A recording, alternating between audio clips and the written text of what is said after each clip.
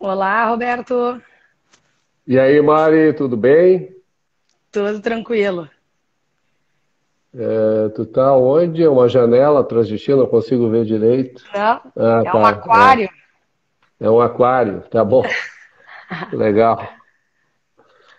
É um belo fundo, né? Pra gente É, agora de é um belo noite fundo. relaxar depois.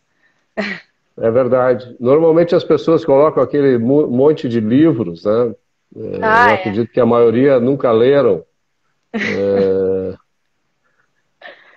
Não, a gente Eu gosta acho. que meu marido gosta muito de aquário. Então ele é um aquário plantado e toda a questão dele é conseguir, né, fazer a fotossíntese e ter todo o Hum, ciclo uma vez que está dentro do apartamento. Então essas luzes elas foram feitas para manter as plantas crescendo, né, e imitando a natureza. Então tem toda uma técnica e toda uma ciência por trás e uma arte por trás desse aquário. Então virou já uma obra de arte dentro de casa, assim. Isso é uma coisa fantástica, né? Que só nós seres humanos somos capazes de fazer, né? Reproduzir a natureza de uma maneira assim que há muitos e muitos anos atrás sequer se imaginava ser possível, né? Exatamente. Então, muito legal, muita tecnologia e eu acho que é isso. Eu gosto muito, a gente gosta de coisas de vanguarda, testar. Então, acho que hoje dizem que é o maior aquário plantado do Rio Grande do Sul. Então, foi em cima de tentativas, erros, e a gente foi É vendo que dava mesmo? certo, que dava errado, exatamente. Que legal, hein? Eu me lembro que quando era criança, eu ia ali na Alberto Bins, tinha uma loja de aquários e peixes, e eu até tive um aquário pequenininho, né? Para aprender a lidar com as coisas da natureza, né? Com os bichinhos e tal, assim como tive tartaruga, cachorro, papagaio, etc., né?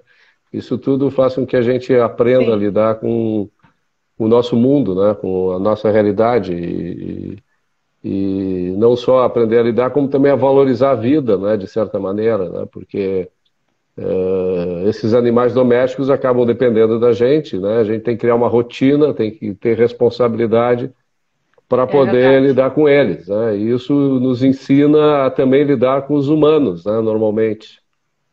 É verdade, não é fácil.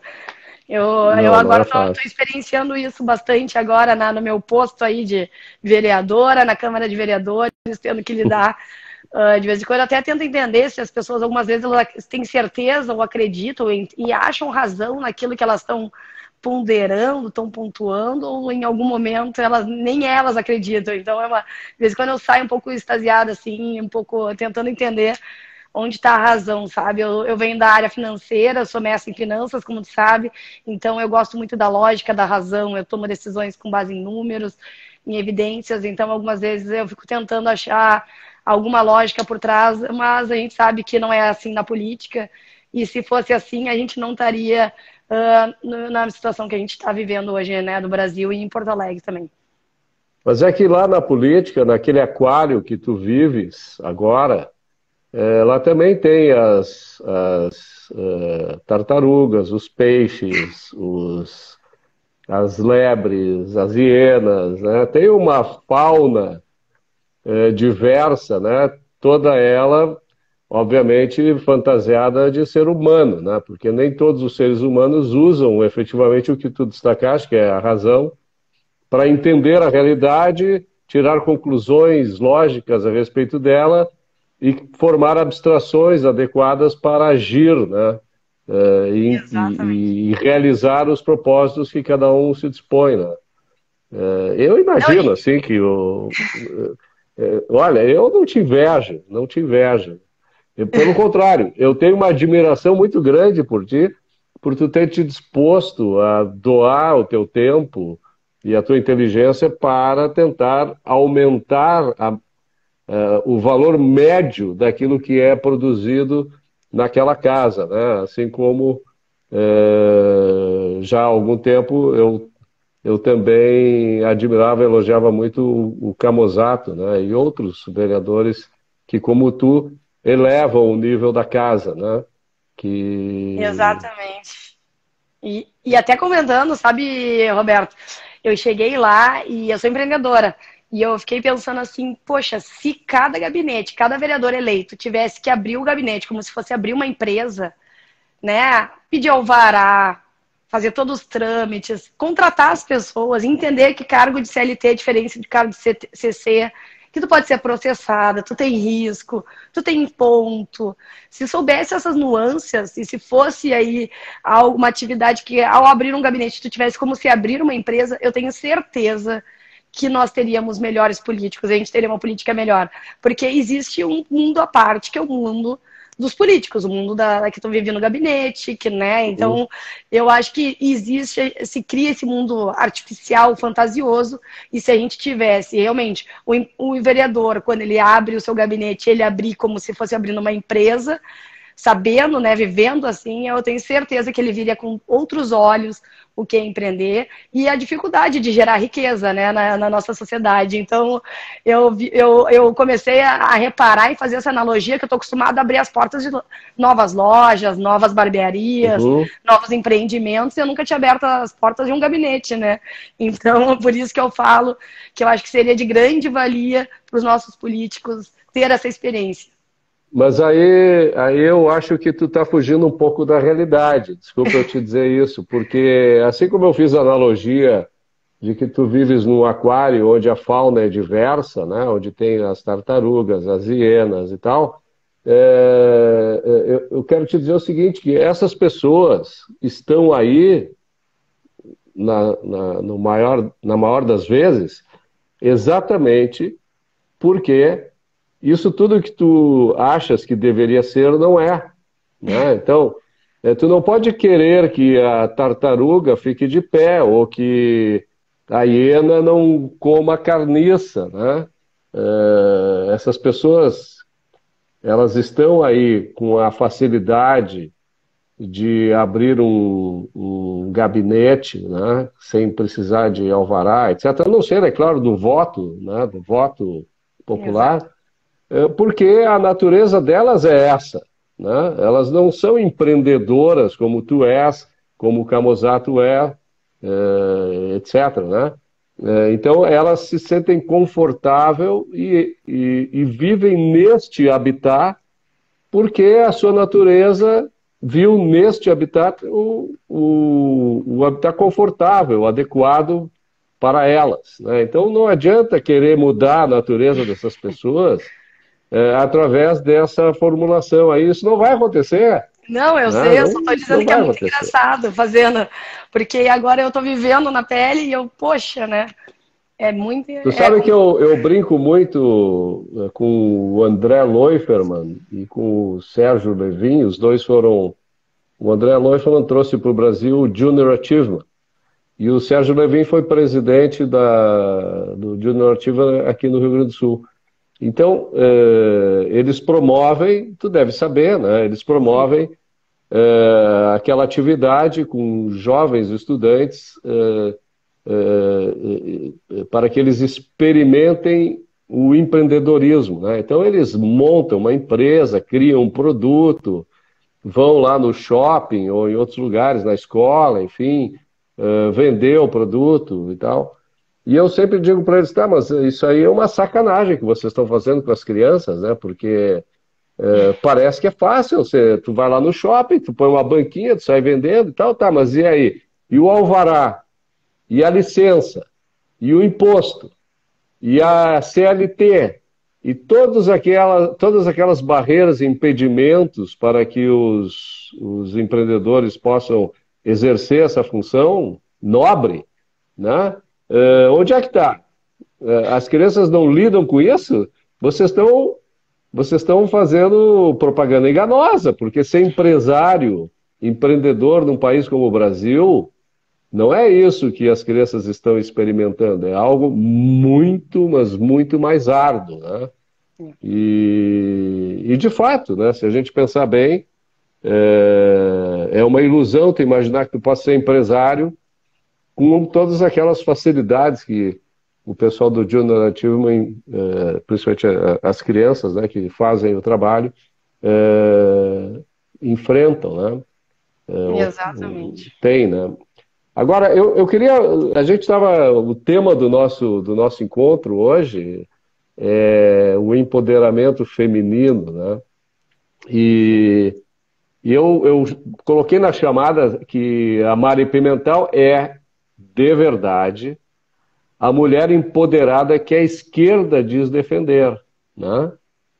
O que a vereadora do Novo tem para nos contar sobre autoestima, autointeresse racional, propósito, ingredientes indispensáveis para alcançar a felicidade. E isso tudo é o que a gente vai conversar aqui agora, né? Eu e tu. E para provocar, eu queria fazer lembrança de uma entrevista que a Irã deu na televisão, lá na década de 80 ou 70, quando ela foi perguntada se ela achava interessante uma mulher ser presidente da República, né? E ela dizia que ela não votaria nela, né? Porque ela era, em primeiro lugar, ela era contra o feminismo, o que não significa que uma mulher na presidência da República dos Estados Unidos seja resultado de um movimento feminista, né? Se ela tiver capacidade, for eleita para isso, ótimo. Mas ela dizia o seguinte, que ela, como mulher, ela era machista chauvinista, né? Ela achava que as mulheres não tinham a condição necessária para serem comandantes em chefe das Forças Armadas americanas. Ela achava que aquilo era natural para o homem, né? É claro que isso foi antes, certamente foi antes da Margaret Thatcher assumir o poder na Inglaterra, né? A Margaret Thatcher, aqueles que vão me ouvir dizendo isso, principalmente as feministas e o pessoal de esquerda vai me odiar, né? A Margaret Thatcher foi o mais machão dos primeiros ministros da Inglaterra depois do Churchill, né? Talvez até mais do que o próprio Churchill, porque ela fez reformulações na política inglesa que o Churchill acho que não faria, né? E ela ainda enfrentou a Argentina quando a Argentina invadiu as Ilhas Falkland, né? Ela mandou a sua armada, retomou o território que era inglês e obviamente foi aplaudida pelos ingleses pelo seu intento, né? Pelos britânicos de modo geral. Então eu queria saber de ti o seguinte, o que é para ti ser feminista, o que é para ti ser chauvinista e como tu te posiciona dentro desses conceitos, né? E de que maneira tu tens agido dentro da Câmara de Vereadores e como tu tens sido recebida na Câmara de Vereadores, tendo em vista esse enfoque, né? Que é um enfoque muito mais, digamos assim, psicológico, filosófico, do que propriamente político, né? Exato. Não, eu acho que é muito bem ponderado né, sou fã de ambas e acredito assim, primeiro trazendo um pouco mais da vivência, até falando um pouco de nós mulheres, eu vejo que quando tu consegue ter, né, e tu tem uma mulher racional, ela acaba tendo um desenvolvimento muito bom em certas pautas, porque ela acaba não envolvendo tanta emoção, e a gente sabe que algumas vezes até o homem tende a se ter um quê de masculinidade em alguns pontos, que ele coloca emoção. E nós mulheres, eu falo isso que eu venho no mercado financeiro, e quando eu via que tinha boas mulheres que operavam na bolsa, elas eram muito regradas. Elas iam muito na questão técnica. E a gente tinha muitos homens que acabavam colocando a emoção. Então, acho que eu acho que as mulheres, quando elas conseguem dissociar a razão da emoção para algumas questões, eu acho que elas são muito muito bem sucedidas. E eu acho que é nesse sentido que eu consigo aí transitar. Eu, né, fiz mestrado, eu sou uma pessoa que gosta muito dos números, eu sou uma pessoa que eu sempre me testei desde cedo, eu sou atleta, então desde os 6 anos de idade, os meus fins de semana eram competindo pelo judô, eu viajei o Brasil competindo, eu sabia que tudo dependia de mim, porque na hora do tatame, a resposta, ou no campeonato, onde tu esteja, depende de ti. Então eu sabia que a emoção... Quer dizer, tu era casca grossa, né? Como a gente diz. Exatamente, eu era casca grossa, eu precisava, eu sabia que tudo dependia de mim. Eu, diversas vezes, Roberto, até fui para um campeonato internacional de judô no Rio de Janeiro, com 8 anos, e eu cheguei lá e não tinha nenhuma guria para lutar comigo. Imagina, em 1994. Lembro que o Tu Aurélio ganhou por Miguel estava lá. VO ou tu acabou lutando com os homens? Lutei com os meninos. O meu sensei falou, não, tu vai lá lutar, tu veio aqui até o Rio de Janeiro, né, veio para passear. Então eu lutei com os meninos. Então eu sempre soube que, independente do gênero, né, o que a vida tivesse que me oferecer, eu tinha que estar lá junto. E eu vejo isso hoje em dia nas corridas, no triatlon. Então nunca foi uma dificuldade para mim. Eu sempre soube que eu estaria lá e a razão sempre me ajudou a dissociar a emoção. Algumas vezes, com certeza, estava competindo com homens, tinha a questão da força, mas eu nunca me coloquei abaixo por causa disso. Eu sempre sabia que eu precisava evoluir e ter o parâmetro masculino era positivo para mim. Então, eu acho que a gente, se tu consegue ter uma mulher que consiga ver os fatos de uma melhor, eu acho positivo.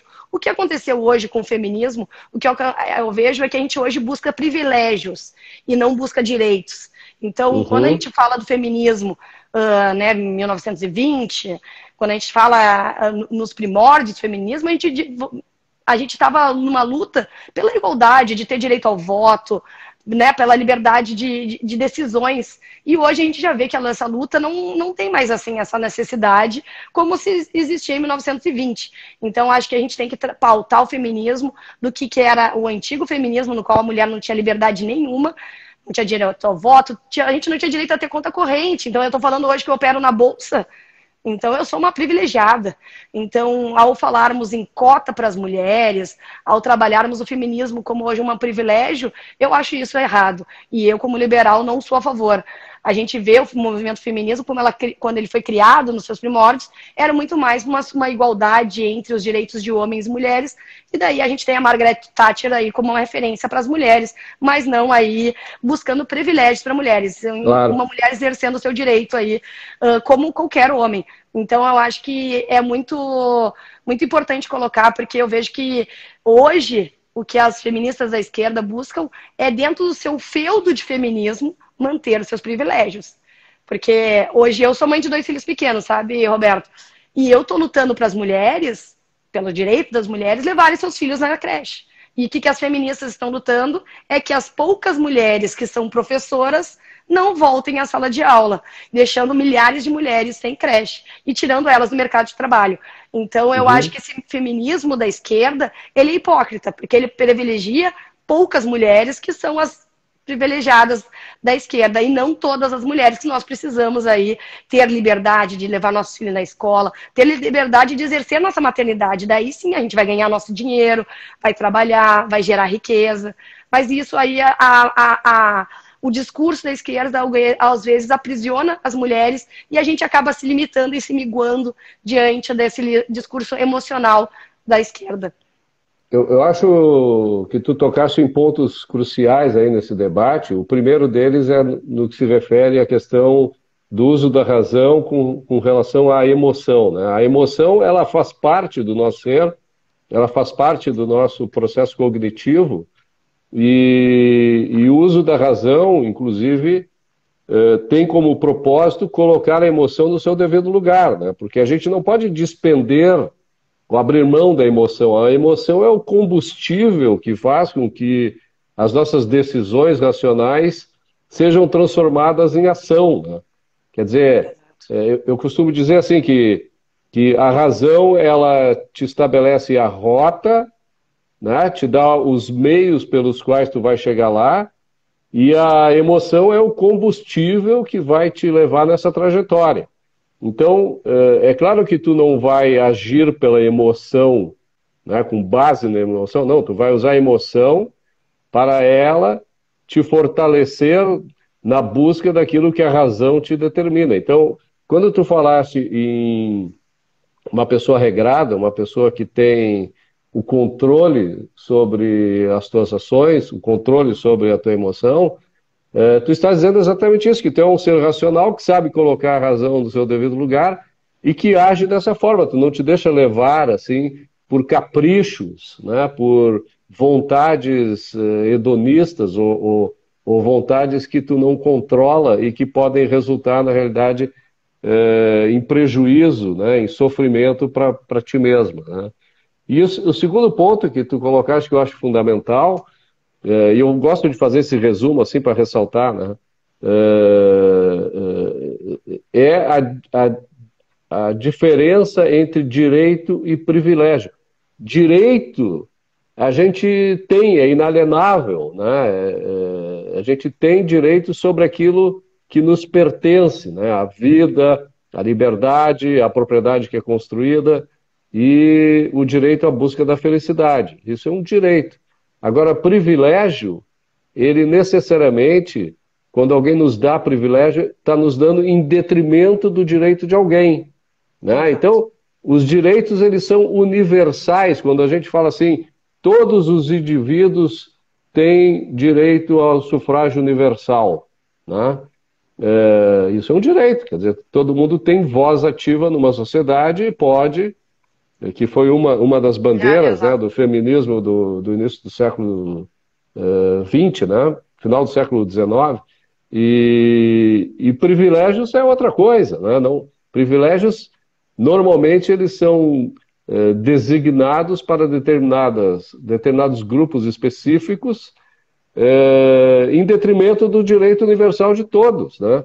E essas cotas, por exemplo, seja cotas para minorias por conta da cor, ou por conta do sexo, ou por conta da religião, ou seja lá por conta do que for, né? Do gênero e tal, essas minorias acabam se sobrepondo aos direitos dos outros. E essas pessoas feministas de Araque, né, usam isso para angariar votos, né? Querem dividir a sociedade, criar os seus nichos, falar o que as pessoas gostam de ouvir, oferecer privilégios em detrimento dos outros, para que possam ir lá na Câmara de Vereadores dizer que a Mari Pimentel é um... É o quê? O que que disseram mesmo? É só um assaltante. Tu é uma assaltante. Pois é. Eu tô Mas assaltando. quem é que tu assaltaste? Conta aí pra nós essa história que eu não conheço. Eu não ouvi direito. Ai, ai. Então, vamos lá. O que que aconteceu? Uma das atividades do vereador é fiscalizar. E um dos instrumentos que a gente tem é um pedido de informação. É algo bem básico, não é algo né? Então, é uma ferramenta utilizada muitas vezes nos mandatos. E eu fiz um pedido de informação perguntando se os professores da rede municipal estavam recebendo uma gratificação para irem a locais de difícil acesso quando não estavam tendo aulas presenciais no meio da pandemia. Somente isso. Eu perguntei para o executivo. Afinal, eu sou uma fiscalizadora, né? Eu sou vereadora. Vocês querem, tu tá pagando o teu imposto, tu quer saber se a Mari, agora eleita, tá fiscalizando o teu dinheiro. Então, eu fiz essa pergunta, como fiz diversas outras perguntas. E ao mas isso é um absurdo, né, Mari? Vamos combinar, né? Não dá para fazer isso, né? Não dá, né? Ficar perguntando essas coisas. Então, já que fui atacada por professores, por sindicalistas, e fui atacada por um colega vereador, que era presidente de um dos sindicatos, do SIMPA, o Sindicato dos Municipários de Porto Alegre. E então, o que que aconteceu? Eles dizem que eu fiz errado ao fiscalizar isso, porque os professores ganham pouco. Imagina eu perguntar sobre essa gratificação. Então, o que me parece que tem um jogo até de, como é que eu vou te dizer, tão emocional que eles colocam, como é que eu vou julgar se já ganha tão pouco os professores? Então, aquela questão de fazer, né, justiça com as próprias mãos. Se ganhasse muitos professores, tudo bem, eu fiscalizar. Se ganham pouco, não compete a mim fiscalizar. Então, acaba criando um discurso muito emocional nas pessoas. E a gente sabe que o professor municipal de Porto Alegre, ele não ganha pouco. E a gente sabe que compete a mim fiscalizar se ele está realmente utilizando, está indo à escola, ele deve receber gratificação. Se não está indo, não deve receber, como qualquer outro funcionário. Não compete ao vereador e ninguém fazer justiça de fé se ela ganha pouco ou muito. o professor e se isso vai ajudar ele no salário dele, né? Então, eu acho que essa vitimização por parte do sindicato e como eles criam a narrativa, ela é muito maléfica para a gente ver a educação. Então, ela acaba ajudando esse processo de vitimismo do professor, em vez de trazer a narrativa. Não, a gente não estava indo, foi pago, ou a gente estava tendo um custo a mais, em vez dessa gratificação deveria haver outra. Mas o que me parece que tu mexe num ninho aí que ninguém quer que tu mexa, né? Quando tu entra nas gratificações dos servidores públicos e principalmente os mais mobilizados como sindicato, como os professores. É que quando o Estado se torna um fim em si mesmo e ele sofre a influência perniciosa dos parasitas, né? Os parasitas são aqueles que estão muito mais preocupados em tirar da sociedade do que devolver, né? Do que retribuir. Além do mais, a gente não espera a retribuição, né? Porque o imposto que a gente paga é pago à força, né? A gente não paga imposto para ser educado, né? Para ter os seus filhos educados. A gente paga imposto porque senão a polícia vem e toma nossos bens, né? É por isso que a gente paga imposto. Se a gente quisesse educação, a gente iria na escola privada, que além de oferecer um serviço melhor, ainda custa menos, né? E não tem esse tipo de distorção. Mas então tu tiveste essa primeira experiência, né? Nesse aquário aí, que a gente definiu como habitat, né? E como é que tu te saiu, hein? O que tu fizeste aí para recuperar a tua integridade emocional?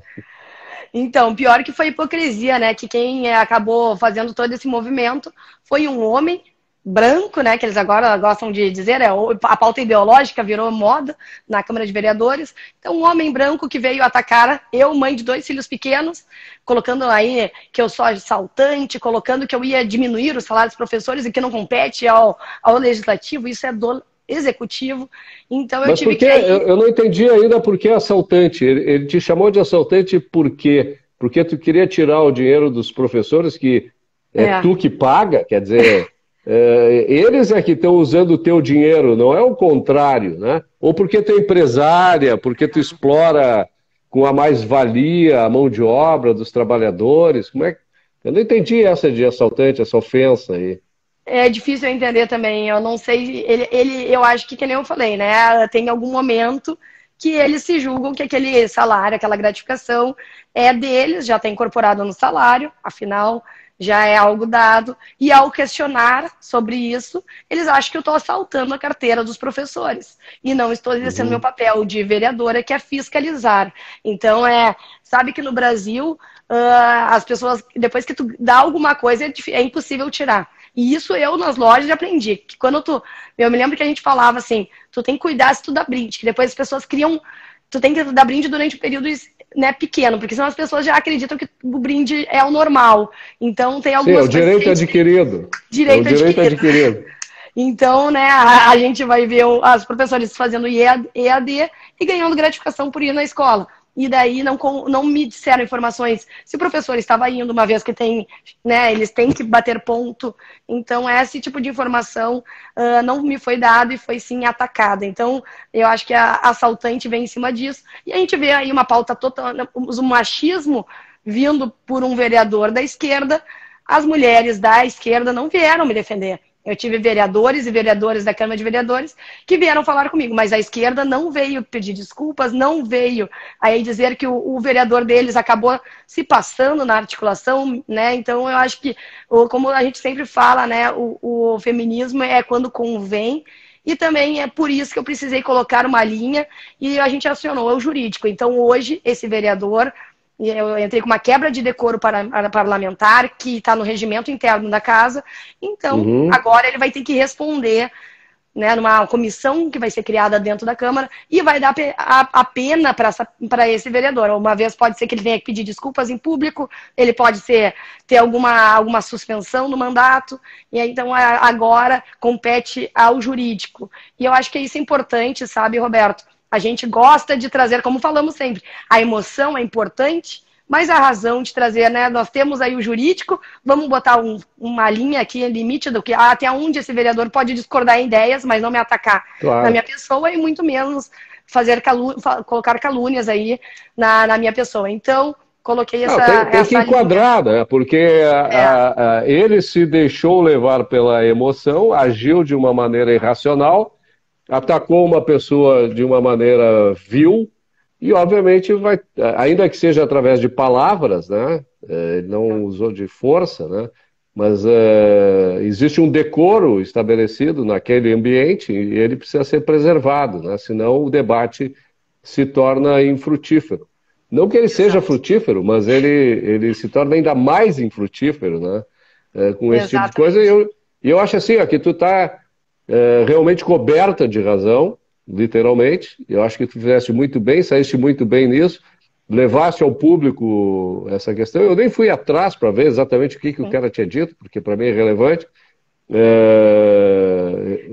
importante. Ele expôs o meu patrimônio, queria trazer isso, porque tu sabe que no Brasil, Roberto, nós temos uma cultura do que o lucro, tu ganhar dinheiro, é algo ruim.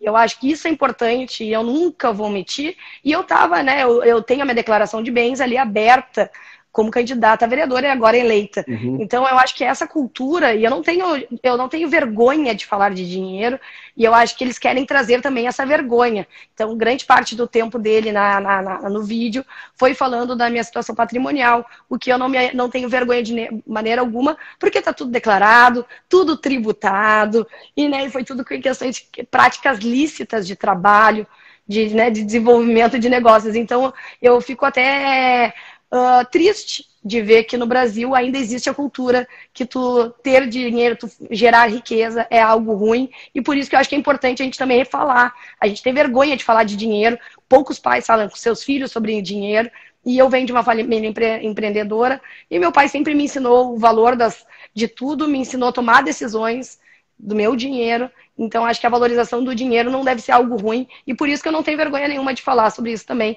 Mas ele tentou utilizar desse meu patrimônio como algo ruim, algo pejorativo, o que eu não acho nada ruim. Então, é algo nesse sentido que eu acho que também é importante a gente pontuar. O que eu acho importante pontuar é o seguinte: não é porque tu pagaste todos os tributos, não é porque toda a tua atividade foi lícita, tá? Porque há atividades que são morais, mas são consideradas ilícitas, mas sim pelo fato de que, por justiça, porque tu criaste o valor para a sociedade e para ti, tu auferiste os resultados desse trabalho, né? E as pessoas que criticam gente como tu, gente como eu, que cria valor através da atividade empresarial, como esse vereador, eles não sabem o que é ganhar dinheiro de forma assim, criando valor, né? Eles gostam de usar a coerção, gostam de usar o privilégio esse que nós não temos, né? Pelo contrário, os nossos direitos são violados todos os dias para que os privilégios deles sejam garantidos, né? Exatamente. Muitas vezes garantidos até como se direito fossem, né?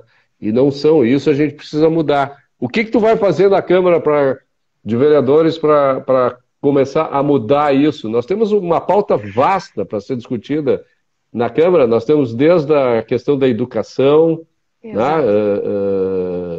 O governo anterior parece que teve iniciativas interessantes de privatização através de PPPs, concessões e tal na educação. Nós temos a questão do plano diretor, né, que agora começa a ser debatido. Eu conversei de forma muito interessante com o Eduardo Galvão a respeito do plano diretor. Ele fez uma série de colocações interessantes. Quer dizer, tirando de lado agora esses caras que perturbam a nossa vida, de que maneira tu está direcionando a tua atividade legislativa para encaminhar aquilo que realmente Porto Alegre precisa para a gente sair desse atraso, deixar de ser Havana do Sul, para se transformar talvez numa Dubai semitropical ou algo parecido.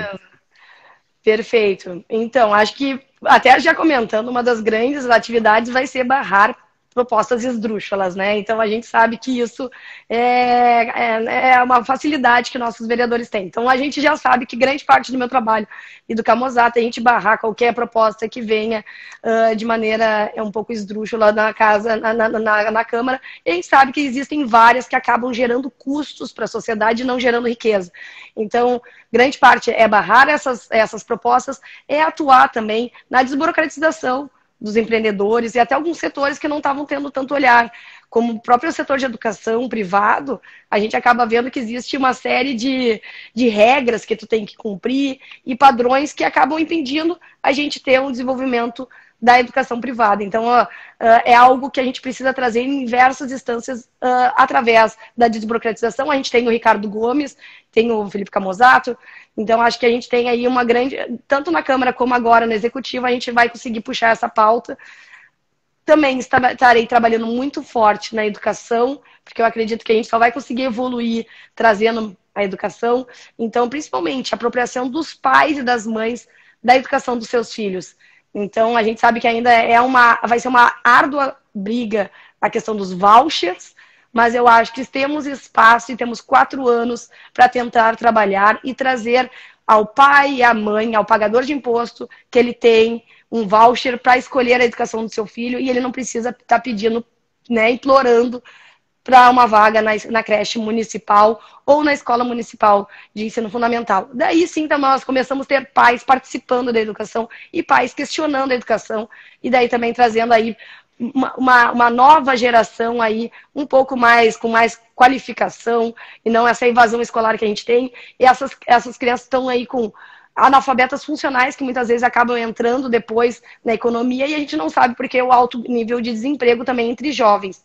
Então, eu acho que a gente tem a pauta da educação sendo prioritária, principalmente para melhorar a qualidade e envolver pais e mães em cima da liberdade de escolha da educação dos seus filhos. E a questão de desburocratização, eu acho importantíssimo para a gente conseguir aí começar a trabalhar o desenvolvimento da cidade. Temos plano diretor, ainda não sei quando vai ser pautado. Antes de entrar no plano diretor, vamos explorar um pouquinho mais essa questão da educação, que eu acho importante. É o seguinte, nós temos 4 formas de educar as crianças, né? Uma é através das escolas privadas, exato, né? De ensino, seja creche, ensino fundamental, ensino médio, etc. Nós temos as escolas das parcerias público-privadas, são as charter schools, né, onde o governo ele financia a iniciativa privada que executa a educação. Né? Temos os vouchers, que são o governo ele oferece a infraestrutura, né, e ele dá para os pais um valor equivalente em dinheiro que permita que os pais possam escolher a escola dos seus filhos, seja ela privada ou mesmo seja uma charter school. E tem, finalmente, a escola estatal pura, né? Aquela onde o pai não sabe como é que surgiu aquilo, né? Se caiu do céu, um templo, onde ele leva o seu filho, entrega para alguém e depois no fim do dia vai buscar e nunca interage, né, com aquela escola. Eu tenho 3 filhos, eu tive experiência em escola pública, tive experiência em escola privada e assim, é uma diferença. E a escola pública que os meus filhos estudaram era das melhores de Porto Alegre, né? E era muito inferior àquilo que a gente visualizava nas escolas privadas, até que eu, depois de 2 meses, tirei eles de lá e botei eles a estudar numa escola particular, porque realmente não haveria condições deles acompanharem, digamos assim, o desenvolvimento educacional daqueles que iriam competir com eles no mercado, né?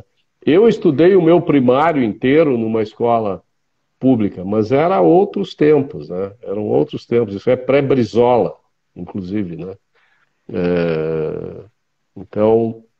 É complicado mesmo, né? Nessa parte. E sabe que hoje eu estava num debate com a vereadora do PT, a Laura Cito, e ela comentou que não podemos comparar a escola pública com a escola privada. Então, eles fogem da comparação e não deixam nem os pais tomarem a decisão. Então, é muito hipócrita ver que depois de 16 anos do PT em Porto Alegre, a gente vê os piores níveis educacionais, os maiores salários para professores, e quando tu vai perguntar, eles dizem que tu não pode comparar o privado do público. Por Ou a quê? gente... Então, é a justificativa emocional, a narrativa vitimista de dizer que não podemos comparar, uma vez que as crianças... Daí eles começam a jogar dados, jogar números, que as crianças da escola pública, elas são muito mais vulneráveis, e eles não entendem que, na verdade, é errado não comparar, e a gente acaba tirando a liberdade do pai, que ele poderia comparar e decidir. Então, acaba essa falácia da fala, e a gente vendo os números se deteriorarem cada vez mais da educação e o custo aumentar, é algo que me incomoda muito, Roberto, e que eu tenho certeza aí que a gente vai ter que ter um trabalho muito grande, principalmente, sabe o quê? Trazer pais e mães das escolas privadas a entenderem que a educação é um problema de todos nós. Porque um aluno que não termina a escola, esse aluno ele gera um custo para nós em Porto Alegre, ele vai se envolver principalmente em atividades de violência, ele vai gerar um custo maior na saúde, ele vai morrer antes, ele vai ter menor eficiência com a produtividade quando ele estiver trabalhando, se ele conseguir um emprego, ele vai gerar um maior custo com o assistencialismo. Então, Mariana, se eu tenho um filho na escola privada, eu tenho que estar me envolvendo também com a escola pública. Porque, para mim, cada aluno que deixa a escola, ou cada aluno que não consegue aí, se desenvolver plenamente na educação, é um problema para a sociedade de Porto Alegre. E eu, como indivíduo, eu quero viver numa sociedade plena. E eu preciso cobrar, uma vez que eu pago impostos. Então, é egoísta da minha parte pensar que eu também preciso cobrar. E a gente tem que trazer essa cobrança, principalmente na questão racional, como isso impacta a nossa sociedade. E não trazer aí, deixar só para os pais da escola pública, que a gente não vai ver uma grande mobilização. Então, quando a educação começar a ser vivenciada e vista como um problema da sociedade, um custo e uma dificuldade da gente se desenvolver como sociedade, eu acho que a gente começa a ter aí mais gente falando de educação e começando a ver como isso também acaba impactando Porto Alegre como um todo. Tu sabe que eu não vejo dessa forma, bom, nada na minha vida eu olho com o viés utilitarista, né, de que a gente tem que ver qual é o resultado final para toda a sociedade, como é que a gente vai lidar com os indivíduos para que a sociedade lucre no final. Eu vejo isso tudo de uma forma assim egoísta, racional, baseado no meu próprio autointeresse, que é o seguinte: eu tenho um apreço muito grande pela vida, né? Então, e aí entra muito a emoção nesse aspecto, porque como eu dou um valor enorme para a vida, quando eu vejo pessoas submetidas a um processo educacional que tolhe o seu potencial, que impede essas pessoas de aproveitarem todas as oportunidades que a vida pode propiciar para um indivíduo, isso, independente do resultado, tá? Isso para mim é uma traição moral, né? Sim. Porque eu acho assim, ó, que se o indivíduo está ali, se o indivíduo ele é o que é e ele tem capacidade, como todos temos, de desenvolver as suas habilidades, a sua vocação, de dar significado à sua vida, de criar um propósito para a sua vida, isso vai ser bom para ele. E no momento em que for bom para ele, claro, vai acabar sendo bom para todo mundo. Mas isso como mera consequência, né? Não como objetivo. Tá?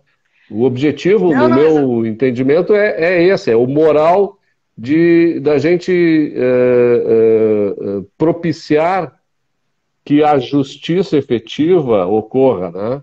Porque é uma injustiça o que o governo faz. O governo, em nome da justiça social, causa uma injustiça incalculável, né?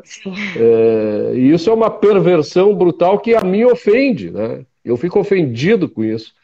E é como quando alguém chuta um cachorro, é a mesma coisa, né? Vamos dizer assim, já que a gente estava falando em pets antes, né? Sim, exato. Exatamente, eu concordo, como eu falo, a questão da pessoa não poder se desenvolver, não poder viver a vida plenamente, não conseguir ser produtivo, e eu acredito que nós, ao sermos produtivos, também encontramos grande parte do valor da vida.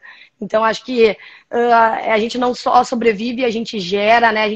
A gente vive, a gente realiza, e eu acredito que ao tirar essa oportunidade da criança terminar a escola ou viver plenamente na escola, é nesse sentido que eu falo, e acaba gerando também uma morte precoce dessa criança, ela acaba tendo uma série de consequências aí, como indivíduo, mas que nem eu falei, né? A gente tem durante um certo tempo que essa criança, ela precisa aí ela ainda não tem a liberdade de tomar as suas escolhas, então nós aí, tendo a liberdade dos pais optarem pela sua escolaridade, né? Tomarem essa decisão, dando essa liberdade para os pais, a gente consegue ter mais assertivo dessa criança depois ser livre e se desenvolver plenamente. Por sinal, a Daniele Christensen está levantando aqui que existe uma quinta maneira de se educar as crianças, que é o homeschooling, né? Que eu não citei. Então, além daquelas 4 que a gente já falou, tem o homeschooling, que me parece agora já está encaminhado o processo ou ainda não, em Porto Alegre? Então, de liberação da educação do homeschooling. Assim, como é que eu vou te explicar, Roberto? Teoricamente, o que dizem os juristas é que é inconstitucional a gente falar de homeschooling na esfera municipal e estadual, e isso compete à esfera federal. O Fábio Osterman, nosso deputado, já se defendeu com relação a isso, porque ele fez um grande movimento para ter a regularização do homeschooling, ser liberado, mas ainda tem alguns trâmites que não nos trazem essa tranquilidade para estar pautando só na esfera estadual e municipal, uma vez que ainda na esfera federal ainda não foi pautado. Então, mas eu acredito que é um futuro muito próximo. Espero aí que daqui a pouco o Marcel, presidente, na Câmara de Deputados em Brasília, pautas como essa de liberdade comecem a transitar também. Mas, então, acredito que nós teremos uma evolução nesse sentido, cada vez mais pais e mães, principalmente depois agora da pandemia, né, se apropriando da educação dos seus filhos e participando e tomando gosto por isso, mas ainda não tem nada que deixe essa tranquilidade, tanto aqui no município como no estado, enquanto não vier lá de Brasília essas orientações.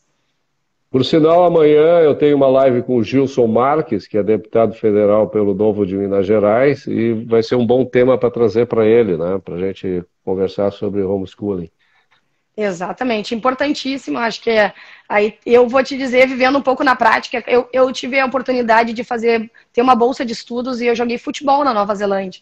E eu tive que retornar antes, porque o colégio aqui não poderia homologar minhas notas, sendo que eu estudei fora do Brasil, e eu tive que voltar antes, fazer todas as provas, então uma dificuldade de lidar com o ensino, e tu tem que estar vinculado com o colégio aqui, fazer todas as provas do ano aqui, e não saber lidar aí com outras formas de ensino. Então, acho que o homeschooling ele pode ajudar muito pais e mães, alunos, a terem experiências diferentes e até decidir sobre a educação dos seus filhos e quando fazer movimentos ou não fazer movimentos. Pode ser que seja durante 1, 2 anos, ou pode ser uma opção também por toda a escolaridade da criança, mas eu acho que essa liberdade aí compete à família. E como eu falei, eu tive que voltar antes numa experiência internacional, que eu estava estudando numa escola lá, estava jogando futebol, porque aqui no Brasil estava tendo dificuldade de ter as minhas notas serem aceitas. Então, eu acho que o homeschooling poderia preencher algumas lacunas até desse tipo de oportunidade. Me diz uma coisa, Mari, tu com essa experiência de lojista que tu tem também, né? Porque afinal de contas, lavanderias ok, boticário e tal, isso faz parte, corre no teu sangue, né? Nas tuas veias, né? O trato com o público, lidar com as necessidades, com a psique das pessoas e tal, isso ensina a gente muito, né? Como é que isso tem funcionado no teu trato com as pessoas que se opõem ideologicamente a ti lá na Câmara de Vereadores, ou isso simplesmente não tem repercussão nenhuma, é muito difícil, não há diálogo, não há conversa, existe um muro entre aquilo que tu gostaria que acontecesse e aquilo que as pessoas permitem que aconteça? Então, eu acho que assim, eu gosto muito do diálogo, eu sempre vou tratar as pessoas com respeito, independente da gente de divergir nas ideias. Acredito que ainda nós estamos ainda vivenciando uma Câmara de Vereadores que ainda não está na sua plenitude de trabalho, ainda está tendo muita votação, que está sendo meio infantil de falar eu sou oposição, eu sou base, porque, por exemplo, agora semana passada a gente estava votando e nós recebemos as emendas da oposição em questão de quando estava na hora da votação, que deveria ter entrado e a gente conseguia analisar a oposição, se quisesse que a gente votasse a favor, deveria ter batido nos gabinetes para conversar. Então, né, uma vez que teria que explicar os seus projetos, então a gente vê que ainda votar contra é porque muitas vezes tu acabou ainda nem teve, não chegou o diálogo. Então eu acho que a gente vai ter uma Câmara de Vereadores mais madura nos próximos anos, eu espero, quando começarem a ver que precisa, através do diálogo que podem ser construídos grande parte dos temas. Então, eu acho que é um pouco disso. Eu não sou uma pessoa que sobe o sangue, eu sou uma pessoa totalmente razoável, eu tenho 2 filhos pequenos, então acho que a gente aprende muito também. Como tu falaste, né, no varejo, a gente acaba também tendo que lidar com pessoas diferentes e muitas vezes tentar entender o ponto de vista. Então, não vejo algo errado. Mas, assim, essa semana tivemos votação e tivemos votação onde eu e mais 6 vereadores votamos contra. Então, a gente é contra política de cotas, e essa semana foi votada uma política de cotas, no qual muitos vereadores, até da base, votaram a favor, e a gente votou contra, porque a gente é a favor aí né, a gente é a favor da liberdade, nós temos a nossa votação, e não vai ser isso que a gente vai abrir mão. Então, acho que é nesse sentido que princípios e valores, eu sempre vou estar votando, vou estar tentando articular e conversar, mas sobre princípios e valores a gente nunca abre mão. E eu acho que é nesse sentido, educação sempre, diálogo, mas princípios e valores é algo que eu não pretendo abrir mão nesses 4 anos. E a gente já está vendo que está começando a mudar algumas votações dentro da Câmara de Vereadores. E eu espero aí que algumas pautas que sejam prioridade para a cidade, até a oposição esteja votando comigo. Principalmente, Roberto, nós temos aí uma carência de vagas em creche, e que tal a gente ter aí esse valor na mão das mães para comprarem essa vaga na creche na rede privada e terem essa liberdade. Poderia ser o primeiro passo da esquerda que tanto defende as mulheres e está defendendo essa política de vouchers para as creches, para as mães voltarem a trabalhar e poder comprar essa vaga em creche. Então, eu ainda acho que em algum momento essa pauta de entender como a educação é importante para as mulheres, daqui a pouco a gente consegue ter uma votação da esquerda, não só defendendo o sindicalismo e a política estatal, e sim em cima aí de valorizar as mulheres que precisam dessa liberdade para conseguir trabalhar. Então, ainda tenho essa expectativa. Me diz uma coisa que eu queria entender. Tu falaste em oposição e base, né? Já está claro o que é oposição, o que é base, o que é a favor das tuas ideias, o que é contra as tuas ideias? Para mim, essa questão, em termos ideológicos e fisiológicos, não está bem claro, né? Porque a gente sabe que a Prefeitura de Porto Alegre foi construída em cima de uma coligação que tem vários tipos de ideologia, né, ali misturadas, né? Tu tem desde o Ricardo Gomes, que é um liberal, até o próprio Melo, que não é, né? Então... já conseguiste mapear isso, assim? De onde é que vem a oposição? A oposição às vezes não vem do próprio governo, ou a base às vezes não defende coisas que tu, por exemplo, como foi o caso, acham absurdo defenderem? Não, acho que assim, quando eu falo oposição e base é muito mais no viés da prefeitura, na qual, como foi fatiado, como a gente pode falar que política nua e crua, uma vez que a gente teve uma coligação com tantos partidos, secretarias foram fatiadas e ainda existe uma base. E essa base tende a votar de acordo com o governo nas suas pautas. Nós, o Partido Novo, somos independentes, então a gente não precisa votar com a base, a gente vota de acordo com nossos princípios e valores. E temos também uma oposição que já se definiu como oposição, que é composto pelo bloco do PT, do PCdoB e do PSOL. Então, esse bloco ele já se definiu como uma oposição e ele tende a reivindicar sendo como oposição. Então, a última votação que eles aceitaram aí a votação de contratação de funcionárias para as creches, eles colocaram uma emenda e daí que eles votaram a favor do governo. Então, a gente sabe que ainda tem algumas coisas para mudar. A gente sabe que ainda tem pessoas até que estariam na base, que têm princípios e valores, que a gente não pode negar. Então, eu acho que algumas das votações vão estar mudando nas próximas sessões, mas, por enquanto, o Melo aí tem grande parte da base, uma vez que ele tem aí as secretarias. Então, vamos ver por quanto tempo, a gente imagina que aí os primeiros anos a base deve votar junto, depois deve começar a ter algumas divergências, o que acontece na política, e nós, do Partido Novo, vamos ter que construir. Então, cada pauta que eu criar, eu vou ter que construir a minha base, as pessoas que, né, os vereadores que acreditem naquilo. Então, algumas vezes eu preciso construir junto com o PSOL, algumas vezes eu tenho que construir junto com outros partidos, porque a gente sabe que nossa pauta liberal, ela não é uma pauta também muito vista aí, tão vista tem por alguns da base, que preferem manter privilégios, né, manter sindicatos, o aumento da máquina. Então, essa base que a gente coloca é muito mais do ponto de vista do governo do que do ponto de vista meu e do Felipe Camozato. Uhum. Exatamente. Então, eu acho que de liberais nós podemos dizer que temos hoje uns 6 a 7 que votam aí mais por princípios e valores atualmente. E falando então agora do plano diretor, que para mim o plano diretor é fundamental nessa legislatura, porque é como a cidade vive, né? O plano diretor define basicamente como é que a cidade como organismo vai se movimentar, se vai se tornar mais baseada numa ordem espontânea ou se os burocratas lá da secretaria que lida com isso vão determinar como é que a população vai viver.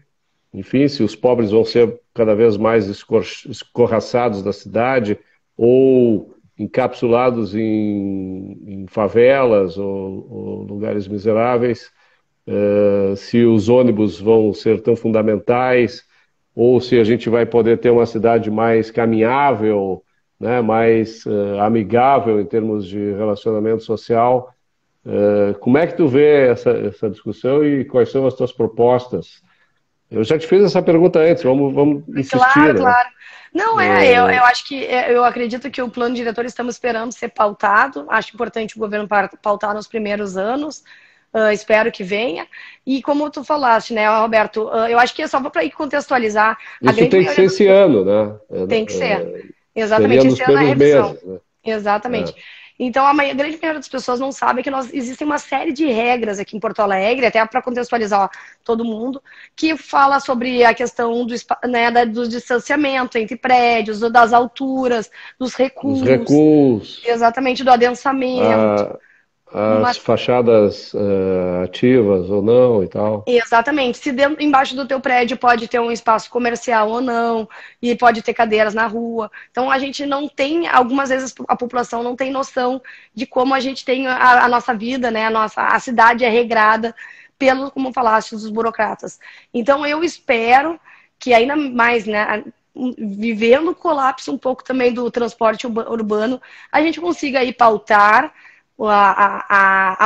o plano diretor e cada vez mais com uma liberdade dos prédios, dos empreendimentos, conseguirem trazer o adensamento necessário para a gente ter uma cidade mais democrática, mais, mais vertical, que as pessoas consigam viver perto de onde elas trabalham, que elas não precisem pegar ônibus de uma hora e meia.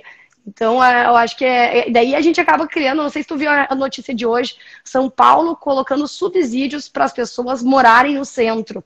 É o cúmulo de uma má política de plano diretor. São Paulo vive a mesma questão em Porto Alegre. E é que nem a gente começou agora a criar uma isenção para o IPTU para os moradores do centro, para as pessoas voltarem a morar no centro. E o que a gente precisa é conseguir trazer novos prédios com maior altura, com maior adensamento, para as pessoas quererem morar no centro. E não criar isenções. Então, burocratas e pessoas que se dizem aí bons para a população, tendem a fazer políticas assim. Então, o que eu não quero ver em Porto Alegre é uma política de isenção de IPTU para morar no centro e não trabalhar a pauta do plano diretor com maior liberdade e maior aí, mobilidade para a cidade dessa maneira. Então, acho que é principalmente isso que agora a gente começa a ver aquelas maneiras que as cidades vão dando para articular os problemas que elas têm, em vez de resolver o problema aí no cerne, que é o plano diretor, dando essa liberdade para as construtoras, para as pessoas decidirem sobre a sua moradia, para as pessoas que não precisem, com menor renda, consigam morar no centro ou mais próximo do centro e não precisem pegar grandes ônibus, grandes trajetos para se locomover da sua casa ao trabalho. Então, acho que é um pouco disso que eu e o Felipe, a gente, sem trazer termos tão técnicos, mas o que a gente defende e o que a gente não quer que aconteça é uma política de isenções, uma política aí que privilegie poucos locais da cidade e que crie distorções. Então, acho que é triste, porque eu falei isso porque hoje eu vi a notícia, eu fiquei muito triste ao ver a notícia em São Paulo, e eu vejo que Porto Alegre algumas vezes a gente faz. Eu tenho um pensamento diferente também nesse aspecto. Eu acho o seguinte, que quando a prefeitura abre mão de IPTU, ela não está dando privilégio nenhum para ninguém, ela está simplesmente respeitando um direito, que é o direito das pessoas não pagarem impostos à força, né? Sim, mas daí deveria ser para todos. É claro que deveria ser para todos, mas se não é para todos, que seja então para alguns, pelo menos, né? Porque e que isso tenha uma contrapartida, né? Como é no caso, para tentar melhorar a condição de vida num lugar onde o ambiente está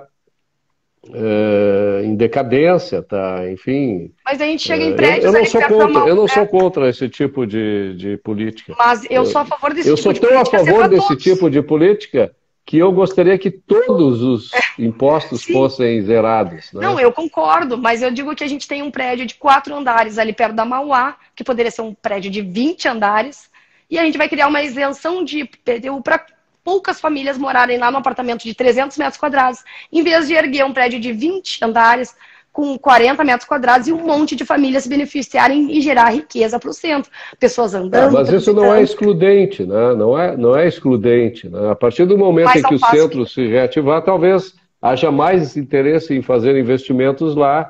E isso precisa ser liberado de uma maneira geral. Liberado, exato. A grande questão é que tem que criar isso, mas tem que liberar a liberação. A grande questão é que algumas vezes eles vão ficar falando, vão dar essas isenções, mas não deixarão aumentar os prédios do centro. A gente tem aí o centro baixo, ali na Mauá, porque não pode tu levantar prédios altos perto do rio.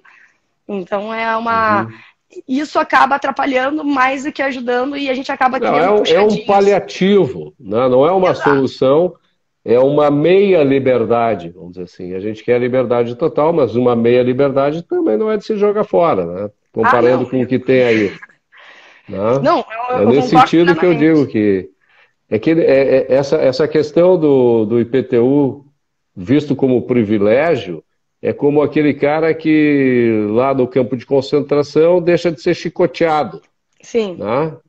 Então, não, mas tu tem que chicotear ele também, porque os outros tu tá chicoteando, vamos chicotear todo mundo. Sim. Por quê? O cara tem o direito de não ser chicoteado. Não, exatamente, mas eu acho que, como eu falei, nós no Partido Novo, nós somos contra, né, essa grande gama do assalto, que a gente até me chamaram de assaltante, mas eu gostaria de usar essa mesma expressão, que tiram, né, que acabam cobrando grandes impostos, que dizem que revertem para a cidade, a gente vê que não reverte, mas eu acho que distorções aí. E eu acho que o plano diretor ele tem essa riqueza de trazer essa possibilidade de pessoas estarem vivendo mais próximo do trabalho, a gente está adensando a cidade, e isso, Roberto, a gente já viu estudos que trazem maior expectativa de vida, tu gera maior resultado para as crianças, para as famílias, maior felicidade. Então isso deveria ser algo perseguido como um grau de liberdade, de felicidade individual das pessoas. Então, o plano diretor. E não expulsar as pessoas para fora da cidade. Então, eu acho que é algo que nós liberais... Essa expulsão se dá porque as políticas elas são elitistas, elas encarecem o metro quadrado da cidade, o metro quadrado dos empreendimentos imobiliários oferecidos na cidade, né? Elas dificultam a expansão da infraestrutura na cidade, porque se tu faz um alargamento horizontal do território, tu tem que levar mais longe pavimentação, água, esgoto, energia elétrica, internet, ou seja lá o que for, né, policiamento, etc. Então, tudo joga contra, né? Não há a menor dúvida que o adensamento ele é positivo e a gente gosta de ir para cidades cujo adensamento nos propiciam civilização, né? Todo mundo gosta e prefere ir para cidades onde a gente possa caminhar, parar no hotel, comprar na lojinha do lado, caminhar para lá e para cá e tal, andar de elevador, ir até o 10º, até o 100º andar para ver a vista e tal. Em Porto Alegre, nem no morro da televisão tu pode ir porque não tem segurança, né, para tu enxergar a cidade lá de cima, né? É complicado mesmo. Mas acho que é isso. Acho que a gente espera que outros vereadores, eu não tive ainda a oportunidade de encontrar muitos dos colegas, a gente está tendo sessões ainda que são online, então eu ainda não conversamos tanto sobre o assunto, ainda não vimos nenhum plano aí por parte da prefeitura, por isso que eu falei da importância de ser pautado quanto antes. Mas a gente espera aí, a gente está conseguindo trazer até palestras, está trazendo conteúdo, trazendo informações e movimentando mais até a cidade, as pessoas em cima de uma decisão que vai transitar na Câmara de Vereadores e que impacta a vida de todos nós.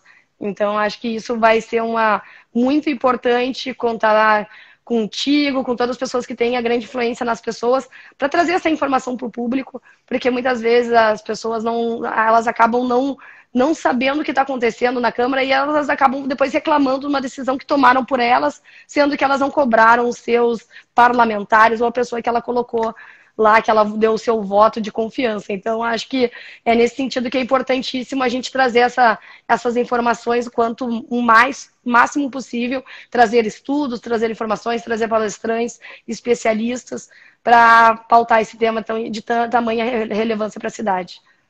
Sem dúvida.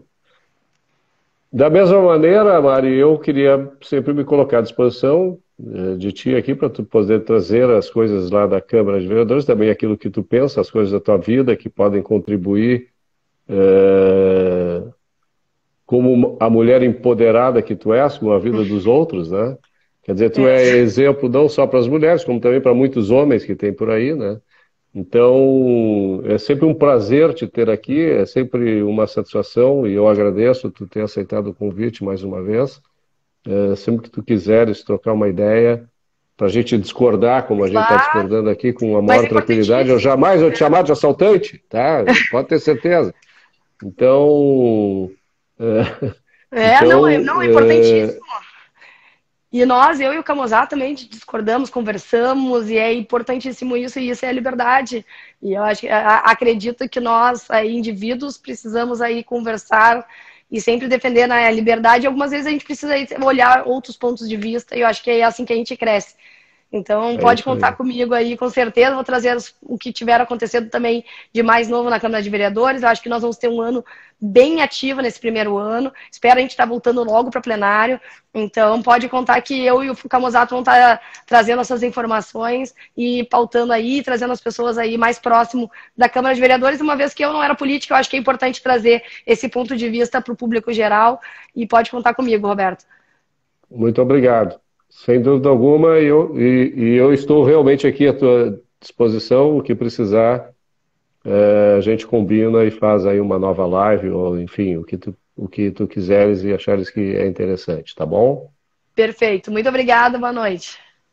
Tchau, obrigado, boa noite. Vai ficar disponível isso no Instagram, no Facebook e no YouTube também, tá? Para quem quiser assistir.